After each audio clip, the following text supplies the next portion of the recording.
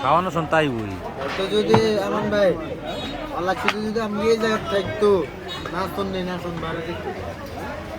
আল্লাহ যদি আমি এই জায়গায় থাকতো তো নাচন বাড়ি দিত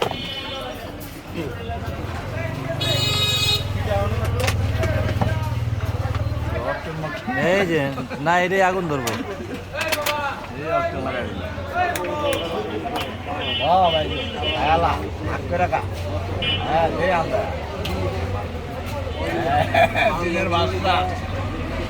কিরকম ভাইজো ইয়াম পিলো